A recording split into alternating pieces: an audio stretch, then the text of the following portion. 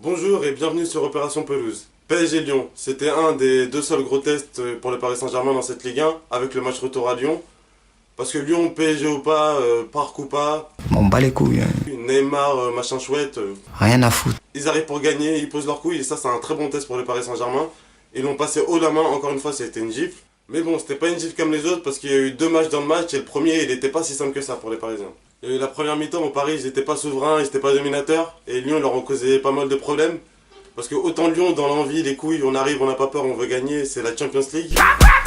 Mais autant là où ça compte sur le match de dimanche soir, derrière entre autres, c'était une catastrophe, c'était le district. Bah en fait, quasiment toutes les occasions que Paris ont eu en première mi-temps, c'est venu d'erreurs de Lyonnais. Il y a eu le penalty déjà, on comprend pas pourquoi Lopez il saute sur Mbappé. De toute façon, quand il voit Mbappé, il saute on dirait. Il plonge sur lui, il est dans le coin de la surface qu'il peut avoir au mieux, c'est un corner. Au final, ça se transforme en penalty, ouverture du score, tranquille. Et les autres occasions, c'est quasiment toutes des passes en retrait, des passes trop molles, où tu comprends pas, même deux fois de suite, c'est arrivé une fois où les Lyonnais remettent dans l'axe. On aurait dit une séance d'opposition où tu donnes la balle aux attaquants parisiens, tu dis allez-y, attaquez à 3 contre 3, et on verra ce que ça donne. Bon, au final, ils ont pas réussi à marquer, et c'était un peu plus compliqué aussi dans notre jeu. Et là, c'est le point Marquinhos, je trouve ça bizarre, en fait, de le voir au milieu, parce que de toute façon, Tourelle, il le mettra, il a des mois pour tester, et même quand il le teste, ça a réussi en Ligue 1, ça marche. Mais je vois pas trop ce qu'il pourra apporter quand il sera à son potentiel maximum en fait. On a vu Dombele en face, qui est pas le plus technique des milieux de terrain, mais lui il arrive à il arrive à casser des lignes avec sa puissance et tout, et même il se débrouille bien avec le ballon. Ce sera peut-être ce genre de milieu quand il sera adapté à ce poste, quand il sera plus habitué, quand il aura joué plein de matchs. Mais en tout cas, ce qui est sûr, c'est que ce sera pas le type de milieu comme Verratti qui est construit, qui arrive à trouver des espaces, des situations tout le temps, qui arrive à se défaire des marquages quand ils sont 3-4 autour. Et c'est là le problème, parce qu'on a vu Marquinhos, quand il était face à la ligne des Lyonnais, où ils étaient deux ou trois, lui il jouait systématiquement derrière. Il faisait des passes quand il y avait un peu d'espace. Mais bon, ça c'est les passes que Thiago Silva il fait, que Kimpembe il fait, que même lui il fait quand il joue en défense.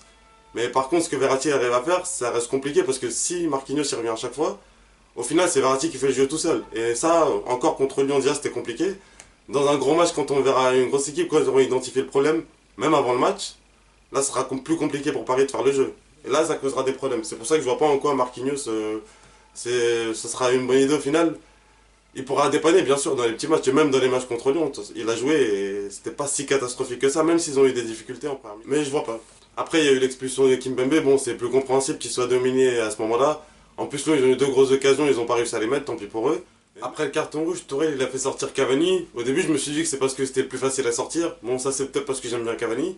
Mais au final, il avait raison parce que Neymar et Mbappé, c'est ceux qui ont le plus de chances de faire la différence tout seuls. Surtout quand tu es en infériorité numérique.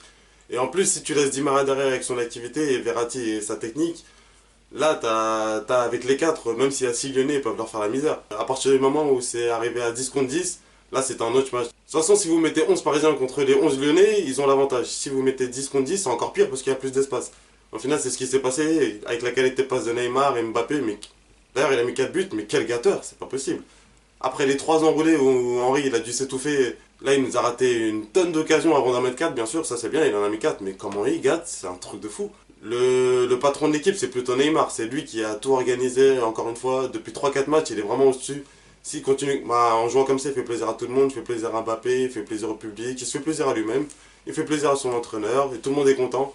Si ça continue comme ça, ce sera bien, mais moi je trouve que au final, le score il est flatteur pour Paris. Bon, ça c'est pas très grave. De toute façon, je pense qu'ils auraient gagné quoi qu'il arrive. Même si Cornet il avait mis sa grosse occasion, ils en auraient mis 3 ou 4. Mais le score il est flatteur par rapport à ce qu'il y a eu en première mi-temps.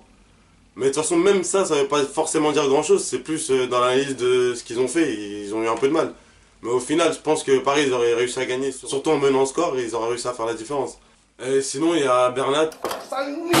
Mais il est fatigué, c'est un délire. Traoré, il lui a fait ce qu'il voulait. Il y a un Parisien qui avait l'air à la rue, c'était lui. Limite, les Parisiens ils vont espérer que Kurzawa revienne le plus vite possible. C'est dire à quel point il est relou son niveau. On se retrouve plus tard pour la prochaine vidéo. Ce sera sûrement sur la première ligue qui va la gagner parce que c'est serré là, et tout le monde est à 20 points. Donc on verra, enfin tout le monde, les 3 premières équipes, on verra. Et je vous dis à bientôt.